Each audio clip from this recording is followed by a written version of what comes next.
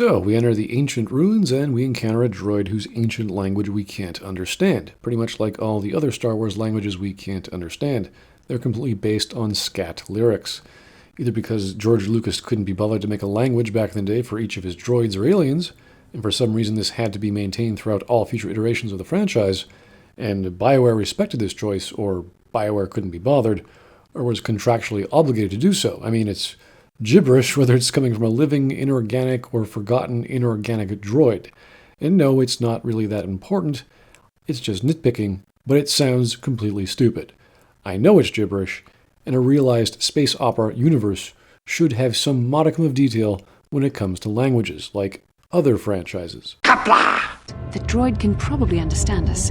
The only problem is it may not have been programmed with the phonemes of a language we can understand. Now this is curious, as it can understand us, but was cycling through languages to respond to us in kind. Whoever made this droid wasn't very practical if it's not using a language we can understand when it can understand our language. It's like if you talk to me in French, and I understand French, but then I start talking to you in Russian, and then Italian, in the hopes that you can speak one of those, even though I know you can speak French. What crazy creator made this droid? We learn these ruins are a monolith for something called the Starforge. They're 20,000 years old, and these creatures called builders build stuff to last. These builders conquered the entire galaxy and are perhaps the oldest known empire. But there's no record of their existence, which makes this an absolutely incredible archaeological find, and these ruins were just neighbors to the Jedi Council, which no one bothered to enter except Revan and Malak and one dead apprentice, whom they coincidentally ordered to investigate. How convenient. So, we get the gloriously powerful ancient progenitor empire from tens of thousands of years ago trope, and they left their war-making machine for someone to find, which fit nicely with Revan. And now we have to figure out where that is. There are all kinds of logical puzzles and droids to fight until we find a piece of the star map. However, as Shepard says, the Starforge location isn't in this map. The map is old and corrupted a bit with incomplete hyperspace coordinates. And if that's Korriban, then this is Kashyyyk and Tatooine and here's Manan. But there are pieces missing. Incomplete hyperspace coordinates, corrupted data, and there doesn't seem to be anything indicating where the Starforge itself might be. We then speculate that Revan and Malak went to these worlds for the purpose of building a more complete map, since she knows they went to Korriban at least once. Not the best logical deduction, but it's not bad either. Better still if the map literally led to Korriban, and then we don't have to assume that's where we have to go. It's a semi-okay way of saying this incomplete map, and via deductive logic, where our enemies went is where we should go next. Which is a lot better than what other stories in Star Wars have done with incomplete maps. This one actually gives us points B, C, and D to go to. I regret to inform you, but this map recovered from BB-8 is only partially complete. And even worse, it matches no charted system on record. We simply do not have enough information to locate Master Luke. That sounds like quite a supposition. What if you're wrong? What if I'm right? Alright, there's our man Kaidan, throwing a lampshade on this minor technical plot point. As far as plot development goes, this is how you do it. When there's a logical problem in the story should be smart enough to point that out, and in this case it does. Sometimes that's all you really need. So Shepard then gets the case of the game narrator wants us to do something, so we say hello to her. And we do it with our droid Google Glasses, because we're too cool to attend Jedi school. There's this whole Force bond thing, our destinies are perhaps intertwined, but she's essentially asking us questions about our past, which we barely remember because we have amnesia, and as a player character, we're almost a blank slate anyway. Also doesn't help that we're not fully voice acted, so it doesn't have much meaning or value here. So we get back to the council and tell them about our discovery. We Jedi know victory over the Sith will not come through martial might. The council has a mission for you, Padawan. If you're not going to beat the Sith through combat, how are you going to beat them? Subterfuge? Politics? Poison? Arguing? What, a cakewalk? Like, how are you going to beat your enemies? This is yet another example of the Jedi Council's apathy and ineptitude toward the Sith actively killing people and being uninterested in them being able to create a spaceship armada for the purposes of genocide. They could have at least done a Darth Vader quote or something to the equivalent to show that the Starforge isn't as important as the Force, but we get nothing. Don't be too proud of this technological terror you've constructed. The ability to destroy a planet is insignificant next to the power of the Force. Each star map is likely a small piece of a larger puzzle. While this has already been established, it's not helping if the Jedi Masters say, yeah, we believe this is going to be the case too. You're not providing any new info, and we were going to go there anyway. They have no idea how these star maps even work. It's all rather redundant. If it doesn't solve the problem of the plot holes, then it's not good to bring up again. It also says nothing of studying the monolith or understanding the physical makeup of the map at all, or whatever data is in it. It's just their opinion, and it isn't as articulate as Shepard's opinion. What you don't want to do in a story is have multiple smaller lampshades on the same problem. Just get one big one that works well. If a story becomes too self-aware of its own problems, there's probably a bigger issue with writing that the writer did not want to address, and having all these little lampshades pop up kind of makes it farcical. Secrecy is our best defense against the Sith. But it would be foolish to send you on this quest without someone to aid you, young Padawan. Therefore, they're not going to send a contingent of Jedi Knights, just us. And Juhani has also asked to accompany you. After long deliberation, we have granted her request. Along with Shepard, they're sending us with Jack, someone who has just a dark side user only until yesterday, whom we persuaded, and they trust her enough to go with us on this vital mission. Okay then, how about you guys finally investigate those ruins that you sent a Padawan to die in? How about at least collect the body and tell their parents about it? Remember that secrecy and discretion are paramount to your success. You will not be able to hide the fact that you are a Jedi, nor should you. But the true nature of your mission must not reach Malak's ears. Wait, if I can't hide I'm a Jedi, and neither can Shepard and Jack, why aren't you sending a contingent of Jedi Knights on this mission? I thought you wanted a small operation. Would more Knights be non-stealth, and could they mask their Jedi presence somehow? Why not just take someone amazing, as opposed to me? Now I get this is a video game. You're the hero character and all that protagonist stuff, but there's no real explanation why someone who's trained in secrecy and special operations wouldn't be better suited to this job. How about a Jedi Master who can mask his presence, or just a Jedi Knight who can? We are, after all, talking about the fate of the galaxy here, or at least presently, the fate of the Jedi Order and their plight against a winning and ever-growing Sith army, which has starship armadas. And if we're really fighting the Sith, and we need small numbers, we should take the absolute best, not 3 Padawans. Then there's some weird Romeo and Juliet side mission. I'm impressed, Carth. That interjection was very Jedi-like. What can I say? You pick up a few things. There you are, Shen. Father! Mr. Matale! Grahesa! Father! Mr. Sandro! Nurik! Alan! I knew this was all your doing. I will not rest until I have my Shen back. The Council will hear of the troubles you caused, Jedi. Indeed they shall! Whoa, slow down there, Shakespeare. Oh, I'm sure the Jedi Masters might actually get off their asses once I'm halfway across the galaxy. Who are we kidding? The game narrator wants us to talk to Shepard once again, so we do, and she has feelings for us but won't admit it, and is scared that we're so powerful despite having such little training. And then the game narrator wants us to talk to Kaidan. His widow Kaidan, won't we? And he can't believe we're being sent out to find the star maps. Now, the reason why this is good is Kaidan has constantly been bringing up problems or questions of holes in the plot. Why is stuff happening, and why we're involved. This is good as it isn't from the powers that be, or rather, their explanation wasn't that good in the first place. And having an outsider, or the everyman, like Kaidan, bringing up this issue helps the player be aware that things are not normal. The normal world is being changed, which is where he's from, and we, as the protagonist who is ultimately going to change, at least classically, should also be aware of that. This is not necessarily good writing, but it's a way of trying to clear up the holes in the story. It's self-aware, just in the right way. The story is intelligent enough to tell us that, and this is the 3rd time the story is telling us, and of course it would be from our man Kaidan. And Kaidan, as always, puts his foot in his mouth. Yeah, we'll just see about that, won't we? Look, I didn't mean it that way. I want to get to Saul, not... No, forget it. It just seems that all I can do is insult you, isn't it? Just forget I said anything. Let's just get on with what we were doing. He's adorable, but more importantly, he has his own plot to get to Saul, or Zaid. So not only do we get another lampshade to question of why is the hero doing anything, Kaidan also gets to ever so quickly relate his plot to why he's still coming along with us.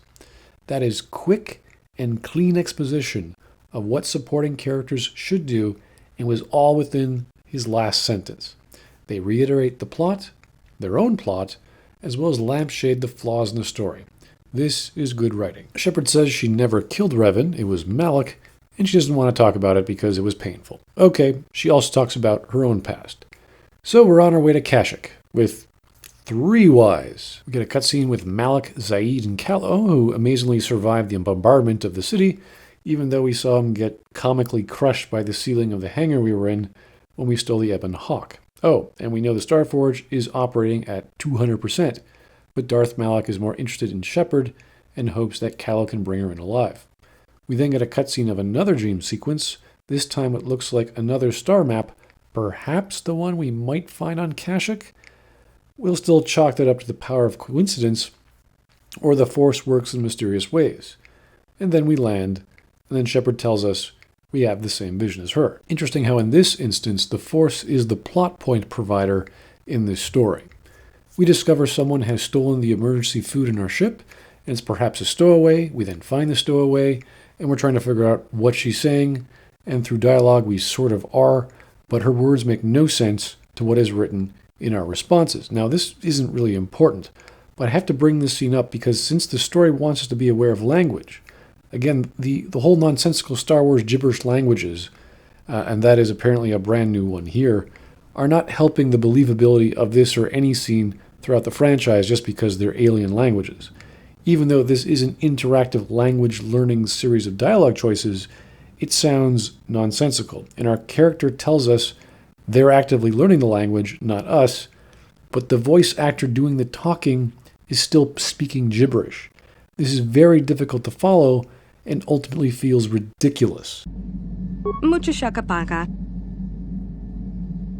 No, she clearly said Musha Shaka Paga, not Gone Dyson. Why did the script do this? Why the script didn't actually have these words for the voice actress to say, I just don't know. This is some next level pile of nonsense whose lack of foresight makes this entire scene painful to go through. Did the writers simply not care, or did they realize that gibberish languages, which are part of Star Wars, couldn't actually be touched? We are then asked to pay a docking fee to another gibberish alien language, which I guess there's some kind of alien jungle life heard in the background too.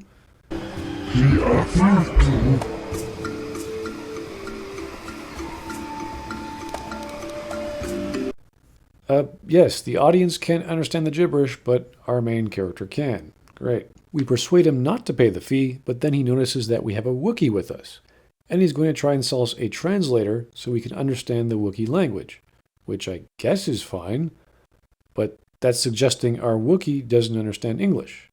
I mean, can't we just tell him that? We have a translator for Wookiee. It is the Wookiee. Instead of, one of our responses is, we're trained in the Force. Okay, and since when did the Force allow us to understand other languages? The level of gibberish language is actually a story point on the main plot. From a droid, to a stowaway, to this weird Wookiee Jedi Serta Corporation translation scenario. What is going on in this game? Why are you doing this to us? This is nonsensical. As we're walking along, the game narrator, instead of asking us our opinion on whether to talk to our companions, suddenly doesn't care about that, and we're just thrown into a dialogue with Zaalbar. Turns out our Wookiee boy here was an exile to this home, Kashyyyk, so he's not prepared for something. Turns out his brother somehow gave the slavers a foothold, and he couldn't persuade anyone to the truth, so he got exiled. And he attacked his brother with his claws, which is a big cultural no-no to Wookiees, since claws are tools, not weapons. So naturally, him dual-wielding vibroblades on the planet might not be the best look when coming to an exiled Wookiee homeworld, although he actually agrees that they were right to cast him out. Okay. This seems like his little problem and has really nothing to do with us, which is not what you want to do with side characters. Mr. Game Narrator says it's Shepard time, so it's time to talk. And she's again throwing herself at us. Thanks, Game. Always nice to be passively aggressively loved by a tsundere Jedi girl. I mean, look how far away she is from us. It's like a scene out of an anime. Very commendable, but I'm afraid you might stray from this path. You need to see what the dark side represents in its entirety. What was that, Shepard? I can barely hear you from over here. She's essentially warning us how bad the dark side is, how easy it is to fall, and that evil is bad.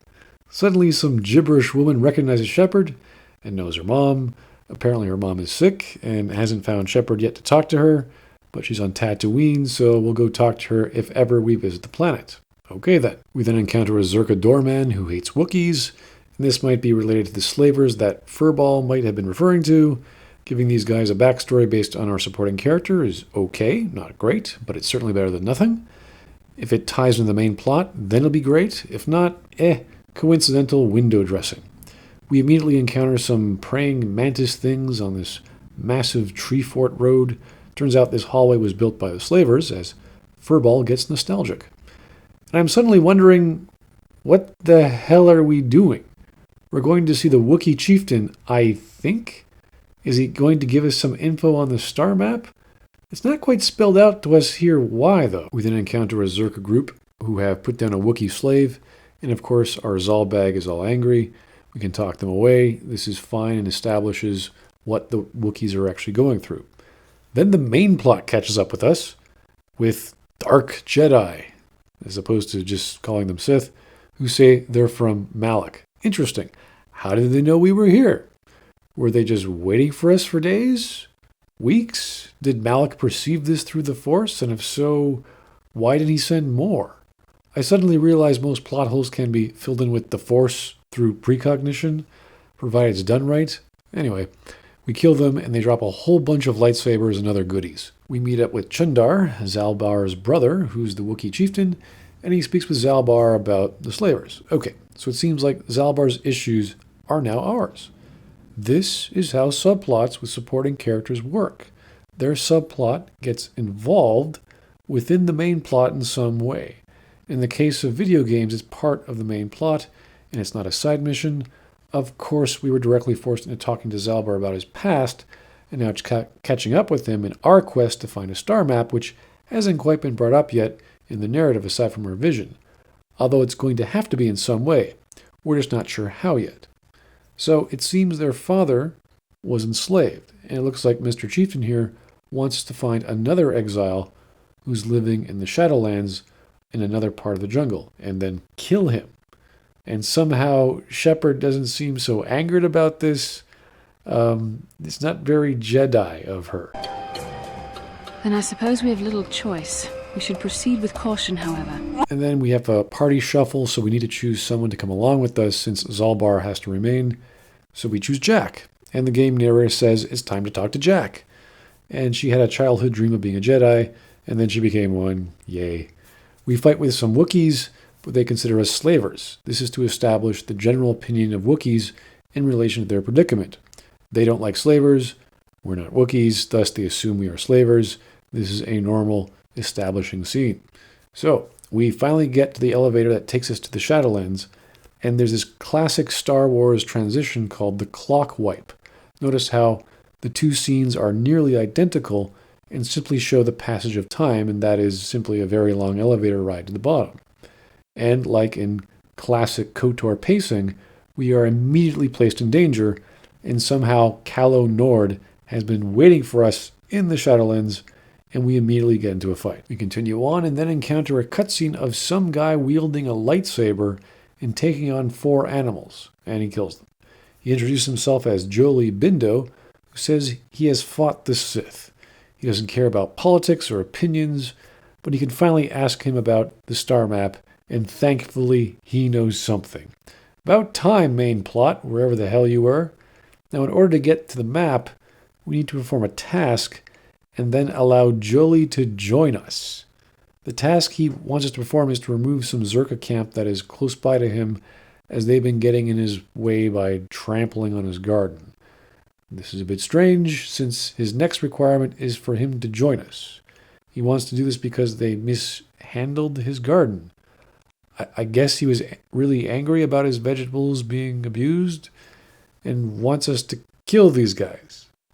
Man, there's lots of people need other people dead in this galaxy, it seems. I can understand how Revan, once a Jedi, had to go around killing people as he was searching for star maps. So, we're off to find and kill some people who disturbed some hermit's garden.